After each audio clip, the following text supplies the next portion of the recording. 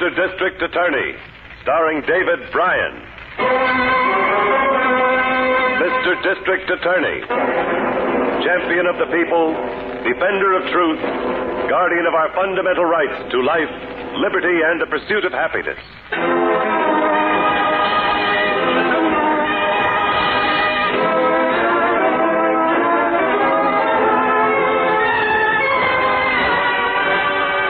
And it shall be my duty as district attorney not only to prosecute to the limit of the law all persons accused of crimes perpetrated within this county, but to defend with equal vigor the rights and privileges of all its citizens.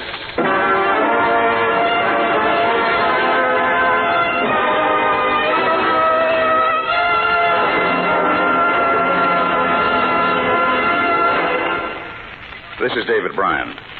In a moment, we'll bring you another case from the files of Mr. District Attorney. But first, a word from our sponsor.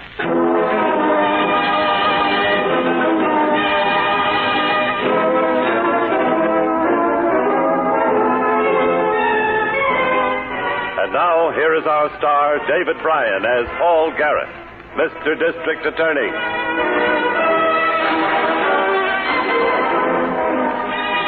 Before a district attorney can begin his search for a murderer, there are three things he must know: when and where the murder was committed, and the identity of the victim. All three of these elements were unknown when this case began. It started with a midnight call from Harrington, asking me to meet him at the railroad freight yards on the outskirts of the city. It's the third boxcar on that siding over there, Chief. They're just past the switch engine. Your detective and a brakeman were going through the cars looking for hobos when they spotted a duffel bag in the empty. First, they thought it was something some forward left behind. Then, when they went to lift it, they realized there was a body in it. Any identification, Harrington? No. Female, Caucasian. Coroner said she was about 21 years old. Any clothing? Yeah, but no laundry marks. Lab boy said everything must have been home laundered. Coroner estimate the time of death? About 7 hours ago, between 5 and 6 p.m. Here we are. Can we get a little light in here? Oh, sure. Hey, Charlie, turn on those spots. Mr. Garrett wants some light in here. Thanks, Charlie. That's good. Hey, I'll give you a boost up, Chief. Thanks. Okay, give me a hand now. No, it's all right. I can make it. Well, there she is. Pretty brutal job of stabbing. That duffel bag there. Yeah. Duffel bag itself won't help much. Kind anybody could pick up in a war surplus store. Look at this, though. The bottom of the bag. Oh, yes. I noticed that. Damp from blood seepage. It's more than blood. Whoever carted this bag around with the body in it must have set it down someplace to rest. A little earth clung to it. Rub some of it off between your fingers. Fine grain. Gritty. Feel like beach sand? Yeah, it does. Hey. What? Just thinking of the train schedule. The body couldn't have been put on until after the murder. Say after 6 o'clock. Train made 3 stops between then and the time it pulled into the yards. Any of those stops on the coast? Only one. A watering stop near Lobster Bay. Fishing village and a resort center. Lots of people pouring in and out of there this time of the year. If we only knew who she was. If only there was a laundry mark. Well, there's one thing we've got.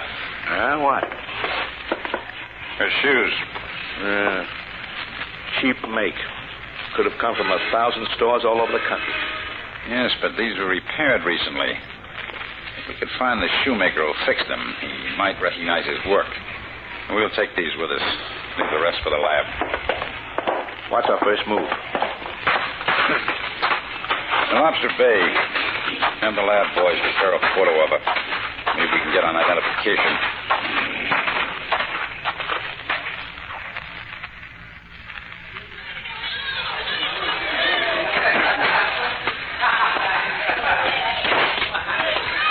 Well, that's that, Chief. Want to try that seashell woman the last guy told us about? You know, the one who goes around peddling those handmade necklaces? I think we'd better. Oh, wait a minute. What? Looks like we're running in luck for a change. Look, across the street there. Table by the window of that seafood place. Yeah, that's her, all right. She looks like Father Neptune's mother. She sure does. Let's go.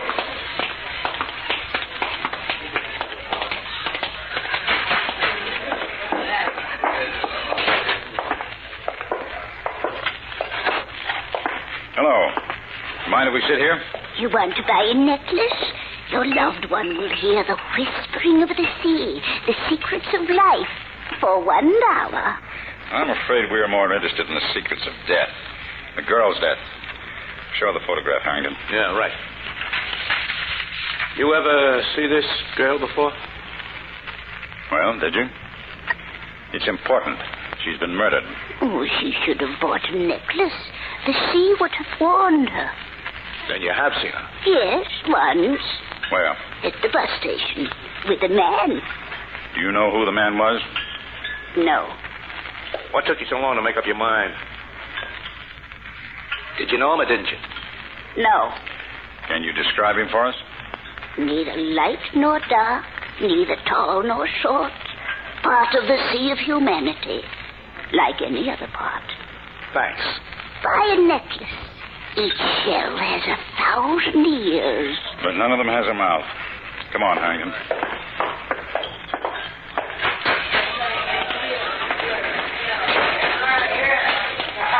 I think she was lying about knowing the man, Chief. And so do I. Why? If the man she saw was the killer, and she knew him, he might pay her to forget it. If you're right, she'll try to contact the man we're looking for. I want you to follow her, Harrington. The beach, wherever she goes, day and night. I'll do some more checking around town. You can check me at the hotel. Right. You can walk up the street with me a bit. Then pick a doorway for a stakeout. Hey. What? I just saw a girl go into the realtor's office up there. Looked like Miss Miller. Well, what would she be doing in Lobster Bay unless the lab came up with... There. She just came out again. It is her. It must be lab information, then. You stop here. I'll catch her. Oh, Miss Miller! Miss Miller! Oh, there you are. I've been looking all over for you, Mr. Garrett. The hotel said you... Where's Harrington going? Well, we've got somebody under surveillance. I'll explain later. What have you got for us? Reports from the lab. Those stitches used to sew the victim into the duffel bag. Yes? Morgan says they're the kind of stitches used by seamen to mend torn sails. Oh, most sailing vessels are pleasure craft these days. It fits in with a resort town like this. But the girl is still a mystery. She wasn't a local resident. She may come from Sheffield. Well, what makes you think so? Morgan found a bus ticket in a small pocket of her dress. It was a ticket from Lobster Bay to Sheffield. Well, that fits with the story we got about the murdered woman being seen at the bus depot here. She might have been buying a ticket to go home. Population of Sheffield's over 100,000. Her identity might not be easy to trace, unless you give her photo to the Sheffield newspapers. I want to avoid that for a while if I can. I've got something else I can use in tracing her. A pair of shoes. You want me to go back to the city? No, you go to the hotel and wait for a call from Harrington. You'll have to be our message center. Yes, sir. Where will you be? In Sheffield, checking shoe repair shops.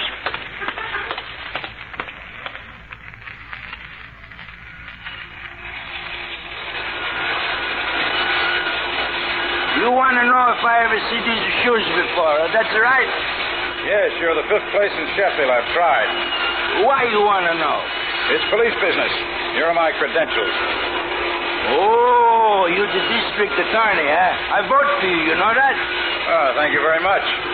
How about the shoes? Un momento. Hey, Angelo, turn off the machine, huh? That's better. I fixed these all right. See, here's the way I sort of broken the strap. I remember for something else, too. I never get paid for the job. Who owns the shoes? Mrs. Watson. She's lived 2 blocks up the street, Brownwood House. Mrs. Watson, Her husband around? No. He's gone away 1 month. Ever hear anybody say where the husband went? Who knows? He's go all the time. Sometimes to work someplace in the factories. Sometimes to work with the fishing boats. You mean he's been a seaman? Sometimes. A little bit of everything. Say, what are you asking me all of these things? How come you got her the shoes? Because Mrs. Watson doesn't need them anymore. She's dead. Dead? Mamma mia. You said the house is 2 blocks up the street, brown wooden frame? See. Mrs. Watson's a mama, does she know? I'm afraid not. You gotta tell her, huh? It's part of my job. What's gonna happen to the poor bambino? The old lady, she's too old to take care of a small baby all the time. Too old and too poor. Maybe not if I'd come home and take care, huh? I hope he can. His own bambino. What's going to stop him unless he's in some kind of trouble?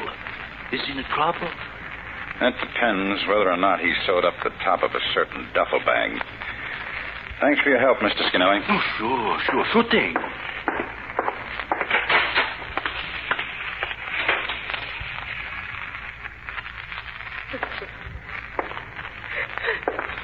They split up a month ago.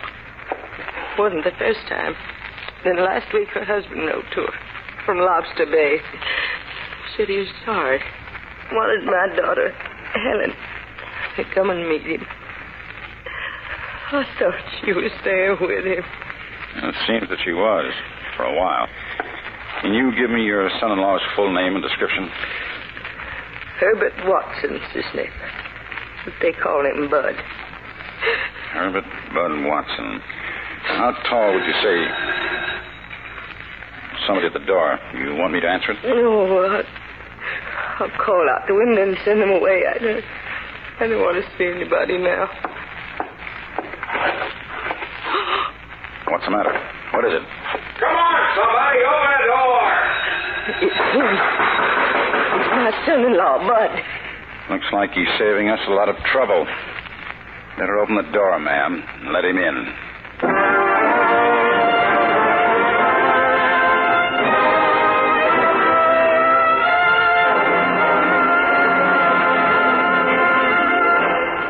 This is David Bryan. Before we continue with Mr. District Attorney in the case of the body on the freight train, here is an important message from our sponsor.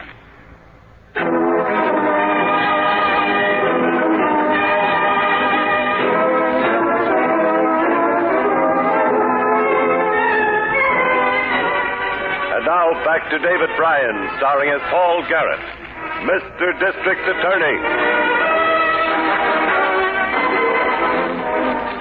The body of a young woman, a murder victim, had been found aboard a freight train. A search for her identity led to a seaside resort and then to a town inland where facts began to indicate that her estranged husband was the killer. I was getting the husband's description from the dead woman's mother when the husband suddenly appeared at the house seeking entrance. Hey, come on, somebody, open it up. What did I do? What did he come back here for? That's something we'll find out when you let him in. I'll step behind the door. You open it. All right. Let him in. Well, it's about time. What took you so long? Where's Helen? You know where she is. What did you do to her? What did you do to my girl? Are you crazy? What are you trying to do? What's the matter? Here, that's enough. Stop that. Hey, who are you? What's going on here? I'm the district attorney. Just stand back against the wall and keep your hands up where I can see them. You killed her. And now you have the gall to come back here. What are you talking about? Kill who? Mom, where's Helen? Where is she? Don't you know, Watson? Or did you think she'd never be identified? Helen's been murdered? Oh, no, I don't believe you. Stop pretending. You did it. You know you did. No, Mom, I swear. Look, I gave her money. I told her to come back home, and I'd meet her here today. We were going to take the baby and go to some other town, make a fresh start.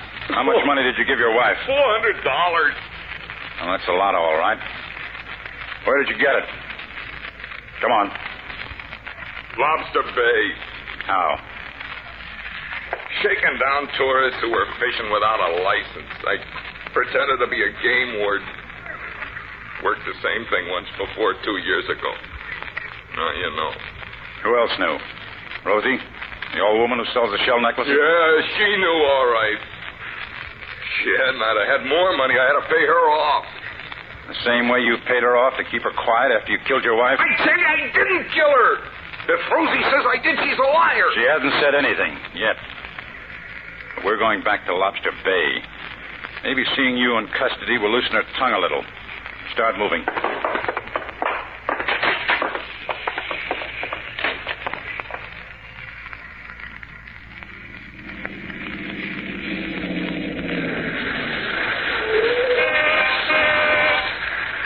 Harrington. I'm here, Chief. Yeah, how'd you know I was down here on the pier?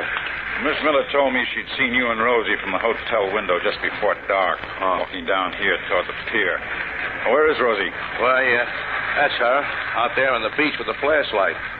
Seems like this is her hour for picking up shells. Oh, who's that you got in the car? Bud Watson. I identified the murdered girl. He's her husband. Is he clean? I don't know. He was working a shakedown racket on the fishermen here. Rosie was cutting herself in for a payoff. I want to see what happens when I bring them together. Come on, Watson. Out of the car. This way. Well, what are we going out on the beach for? Just visiting an old friend of yours. Oh, away, you men. Now get off my beach with your shoes on. You crush the shells. Take it easy, Rosie. Why do you follow me?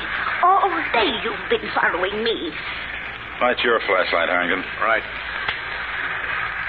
I want you to look at this man, Rosie. You ever seen him before? No, she's seen me before. He didn't ask you. Well, how about it, Rosie? Yes. All right. Now tell us. Is he the same man you saw at the bus depot with the girl whose photograph I showed you?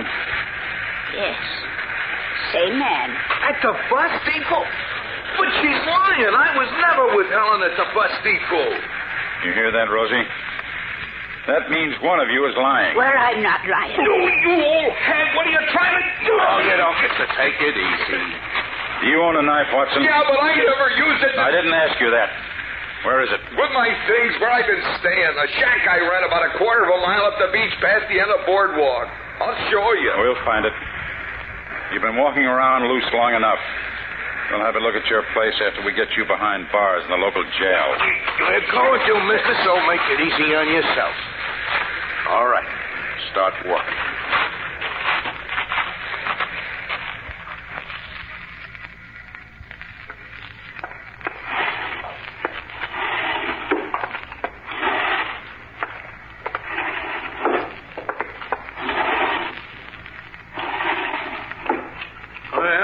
Nothing in this bureau, Chief.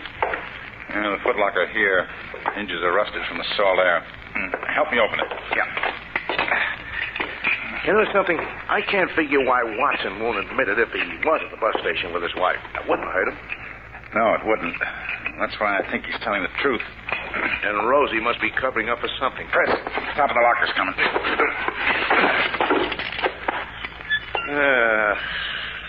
Just a bunch of junk. Well, that old fish knife is the only one in the place. And that's not the weapon. It's so rusted it's ready to fall apart. Yeah. That Rosie is such a screwball.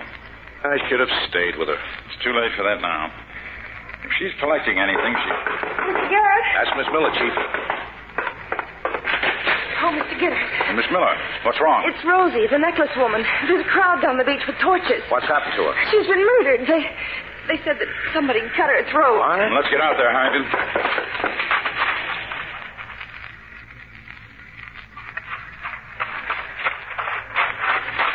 Hey, Chief, can't we slow down for a little? We gotta keep going. People who found the body saw a man running up the beach this way. Well, he had at least a 10-minute start, though. Hey, what's that? Up ahead. Looks like an abandoned fisherman's shack. The man we're after might be in there. Better get ready to take him. Got your gun ready? Yeah. Now, stand aside while I kick the door open there. Nobody here. Is that a lamp hanging there? Yeah, light it.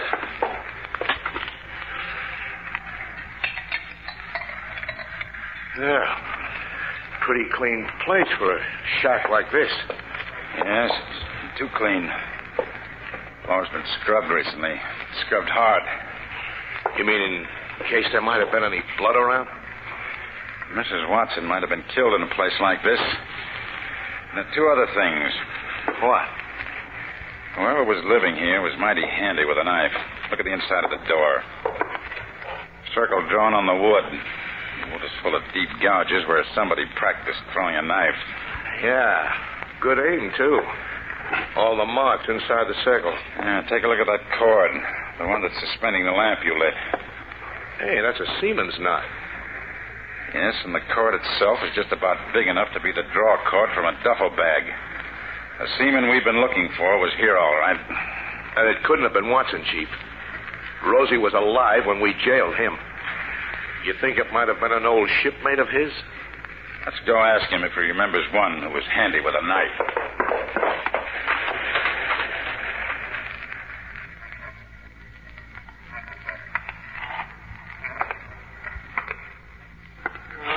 Sure, Helen knew shipmates of mine. Dozens of them I introduced her to at one time or another. The one we won had a habit of throwing a knife. Drew targets on a door, never missed. Matt Corbett. It was Matt Corbett. How do you know? Any reason for him being around here? Yeah. He was my partner in a shakedown racket 2 years ago. Neither of us come back last year because he was in some kind of trouble with the law, but this year I wrote to him and asked him to meet me here again, but he never even answered my letter. He used to be my best friend. Oh, that's... Never mind that now. Where would he run for a hideout? I don't know. He was always roaming like me. You said you'd written to him someplace. You must have had an address. Yeah, it was. Jared General Delivery at Port O'Connor's, an old bait house by the docks there. He lived in it whenever he had enough money to stop moving for a while. He's got enough now. What he got when he robbed and murdered your wife. I'll arrange for your release as soon as we pick him up. Come on, Harrington. Open up and let us out, jailer.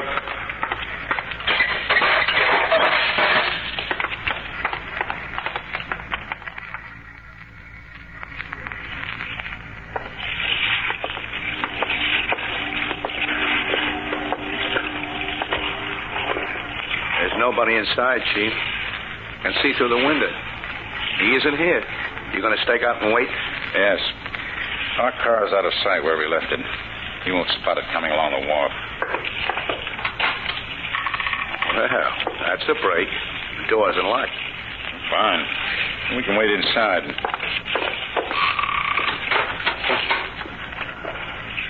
Hey, this Corbett's the guy we're after, all right. Look. Same trademarks we found in that beach shack last night. Yes. Knife marks in the circle on the door. Running bowling on the lamp cord. Now what? Sit and wait.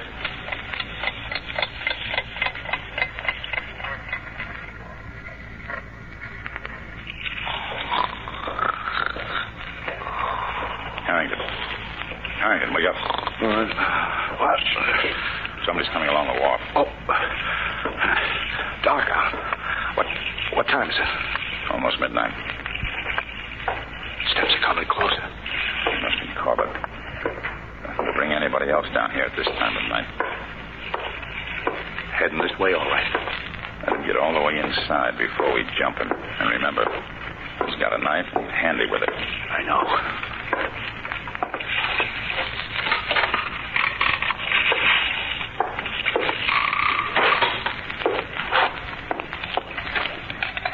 We won't need a lamp, Corbett. What? The knife, Chief.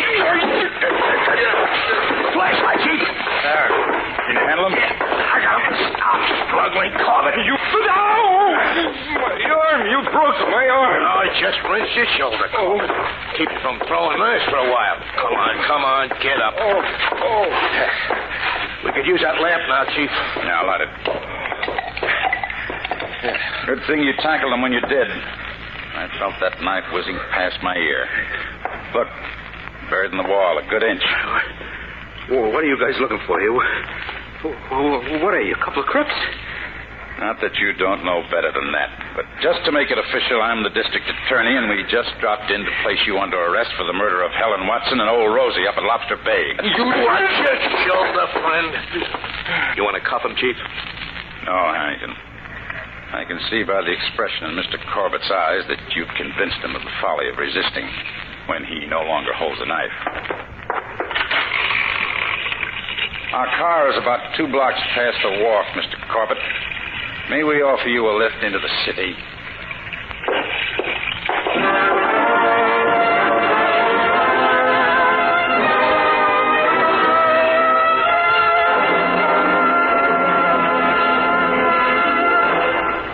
This is David Bryan again. I hope you've enjoyed this case from the file of Mr. District Attorney.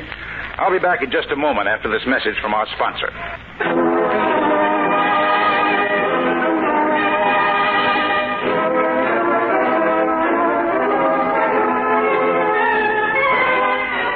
Now, here's the star of Mr. District Attorney, David Bryan, with a word about the program you have just heard. Blood traces on the knife of Matt Corbett definitely linked into the murder of Rosie McMichaels, the necklace woman. Confronted with proof of his guilt, he broke down and confessed to her murder and the murder of Mrs. Watson. He is now awaiting execution. Bud Watson was convicted on a charge of extortion but was placed on probation.